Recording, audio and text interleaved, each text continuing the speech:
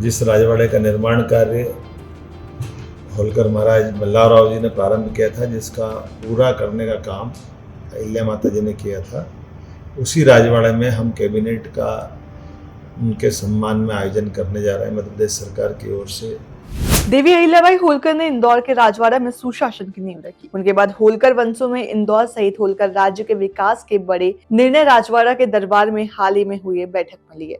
आजादी के पहले जिस राजवाड़ा में दरबार सजा करता था, स्वतंत्र भारत में पहली बार उसी राजवाड़ा में मोहन सरकार का दरबार लगने वाला है। 20 मई को राजवाड़ा में मुख्यमंत्री डॉक्टर मोहन यादव ने अपने मंत्रिमंडल के साथ इंदौर सहित प्रदेश के कई विकास के कोई अहम निर्णय लिए। कैबिनेट बैठक की तैयारी के लिए गणेश हॉल और दरबार हॉल को सजाया जा रहा है। होलकर कालीन ऐतिहासिक राजवाड़ा में आजादी के पहले यशवंतराव होलकर तृतीय ने दरबार हॉल में अपने मंत्रिपरिषद सदस्यों के साथ बैठक की थी। उस ऐतिहासिक क्षण का चित्र इंदौर के संग्रहालय में सहज कर रखा हुआ है।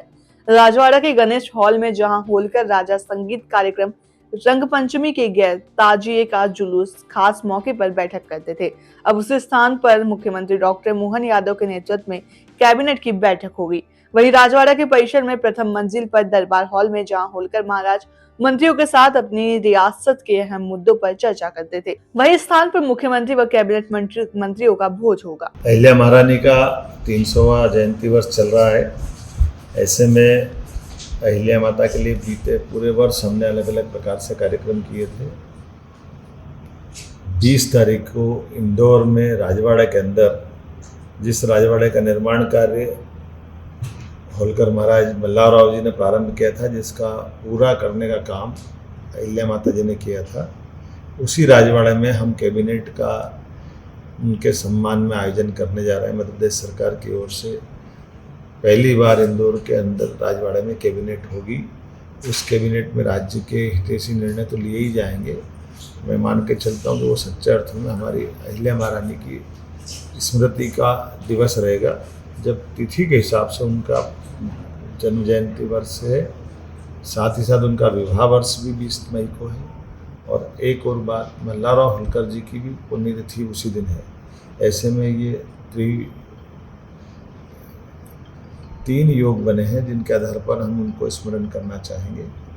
और उल्लेखनीय है कि 20 तारीख से लगा करके 31 तारीख तक ऐसे कई अलग अलग कार्यक्रम भी होंगे। 31 मई को सरकारी तिथि के हिसाब से एक बड़ा कार्यक्रम भोपाल में भी करने वाले हैं।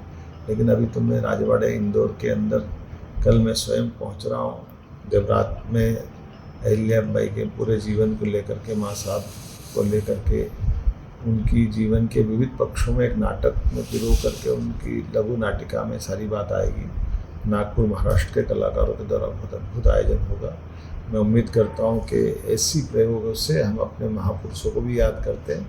और अहिल्या महारानी तो वो राजमाता है जिनने पूरे देश में सनातन संस्कृति के साथ सुशासन के, स्वावलंबन के, खास करके महिला सशक्तिकरण के लिए, विधवा विवाह के, ऐसे कई जन कल्याणकारी योजनाओं के कारण अहिल्या महारानी जी को जाना जाता है।